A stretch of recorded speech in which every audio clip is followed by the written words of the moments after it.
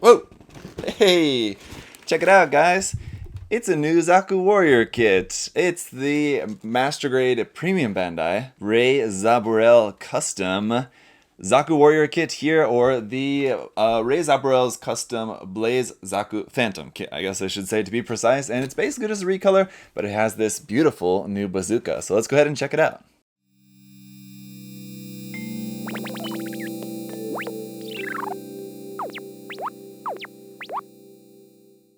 So there we go, some beautiful P-Bandai box artwork there on the front in just purple for our monotone color this time. Now, if you guys have been watching, you know that I've already built and reviewed 3 different versions of this kit. This is going to be the 4th one. I pretty much wanted to get this entirely just for that new bazooka, because overall the kit is going to be the same as the regular Blaze Zaku Phantom that we've seen before. And these kits are really nice. So, I mean, I do really enjoy building this, so I certainly won't mind at all to build it for a 4th time. And again, with that bazooka will be very cool. So it'd be interesting to see what else is in here. I think otherwise the weapons and accessories and stuff is all probably just the standard beam rifle and beam axe, and I think that's probably going to be about it. Other than the bazooka, the weapons are otherwise just pretty standard. But I forgot, or it does it have the backpack as well too? Oh yeah, I couldn't remember if it did in fact have the Blaze backpack there, but I guess it is the Blaze Zaku Phantom, so of course it would have that. It's just that on the box art there on the front, now that we can see the full color version of the artwork here on the front of the manual, which looks to be now that we can see the full color version of the box art here on the front of the manual, which I'm just now realizing is actually underwater. That's quite unique. I'm guessing that's something from the anime. I don't remember that being a thing in the anime. I haven't seen Seed in so long.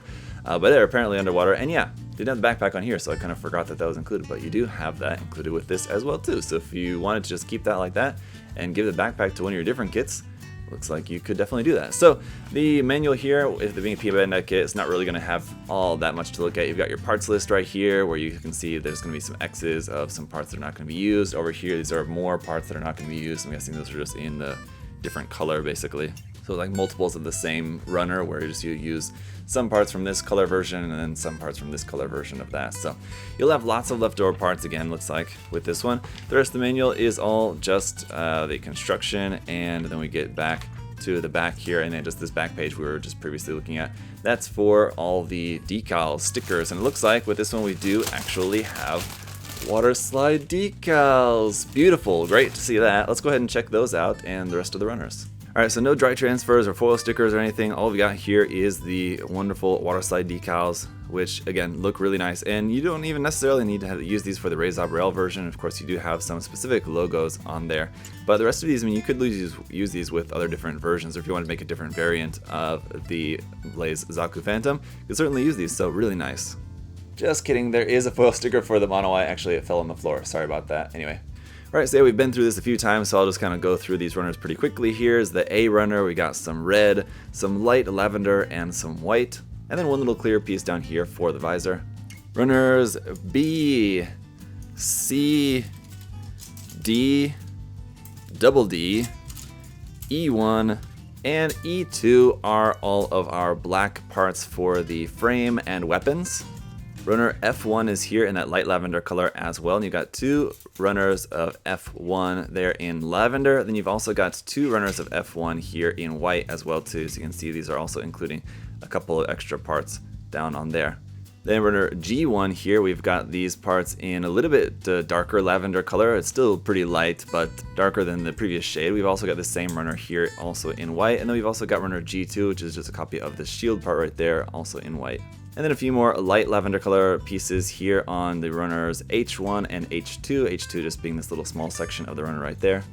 And runner K is our piping pieces for the leg here in black, and runner I1 is our beam effect parts there for the beam axe.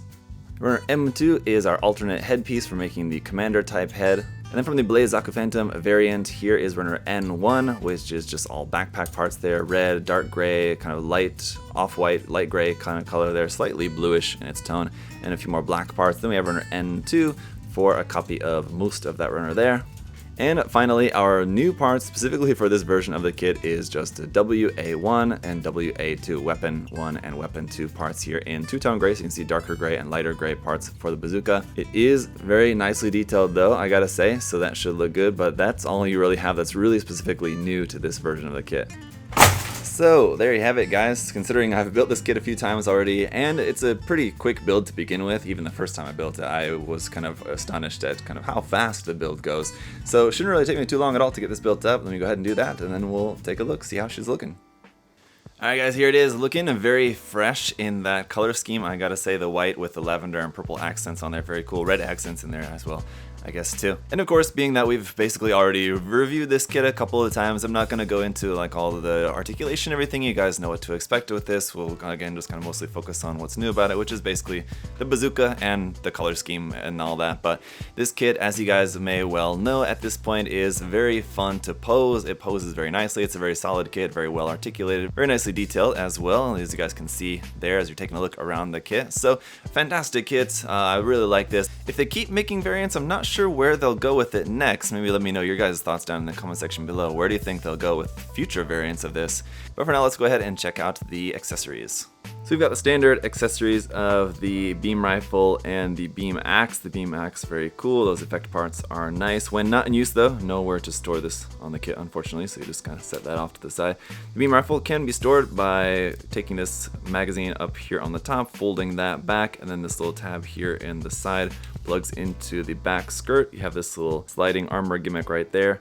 You just pop that down to expose your hard point, and you can plug this right into the back of there like that. We've also got an action base adapter, and then your standard loadout of hand options. We've got closed fist for the swappable fingers there on the kit at the moment. You've also got fingers for making open hands, trigger finger hands, and regular holding hands, all both for the left and the right side. And then our new accessory here is the bazooka, which is in two tones. So you got the lighter gray and the just medium gray color. Very nicely detailed here on this. Oh yeah, so one other thing about the bazooka is it has this little tab here on the side that's meant to fold down. Now you would think this is to plug it onto the back skirt, like with the beam rifle, onto the back of this kit. Unfortunately, that's not the case. This is actually meant to plug onto the back of the Master Grade Mobile Jin. So if you have that kit and this kit, you can plug this onto the back skirt of the Jin. Unfortunately, not on the back skirt of this kit. You will have some seam line going right down the top of there like that. No stickers or anything for like that camera, so just straight out of the box. It's very nicely detailed, but definitely going in and panel lining, and that goes for like the entire kit as well too. There's a lot of nice details on there that will look a lot better once it's at least panel lined, if not fully painted. The handle here does move up and down like that for getting this up over the shoulder very nicely, and I gotta say, very happy with that. Love the design of this. Now real quick, of course, we've got a bunch of leftover parts, so I'll just go over a couple of these. You've got an extra axe with no effect parts for that, but if you also wanted to have a second axe, even if it's deactive or whatever, you can have that. You also just have the standard helmet without the commander fin if you prefer that. You have two of these just regular shoulder pieces here in lavender if you preferred, so there's a lot of mixing and matching of parts that you can do to give it a little bit different color scheme if you wanted it, if you even without painting. I mean, like another example here be for the bicep parts. Again, if you wanted to have those in the light lavender color, you've got those too. Lots of those option parts there if you want to just change the color. And then the regular spiked shoulder if you wanted to have one of these and just the spike shoulder instead of having the two shields. But speaking of shields, you have all the parts to make a third shield minus the part here for the back. But this could definitely be useful for some sort of custom build or something like that. You would just have to use a different piece, kit bash another piece, or scratch build another piece here for the back to make a handle or something. But that is pretty cool. Anyway guys, what can I say? You know that I like this kit quite a bit. It's a lot of fun. Even though it's a pretty simple master grade, as I talked about in the original review of the Luna Mario Hawks, I kind of talked about how it was a little bit on the border of almost being like an RE kit for how simple it is as a master grade, but it does have a full inner frame in there and does look very nice on the outside, so I don't think it's so simple to the point that you might feel disappointed or something if you build it. Only if you are the kind of person that really enjoys a very complex inner frame, one that has like a lot of moving parts and a lot of details on the inside. This one really only has details where the inner frame shows, which means like the knee joints, the elbow joints, and it is any kind of like exposed area of the frame, which is not that much of it. So where there's frame showing, there's detail. Otherwise, guys, it's very much just utilitarian frame. It's just there to hold armor. It's quite simple, but it's a pretty quick build as well too. You can build up this kit in a pretty short amount of time, so if you're looking for something quick and fun just to put together and play around with, this kit is really good for that. It's pretty solid. I haven't noticed with any of the different versions of it any sort of loose parts or anything like that.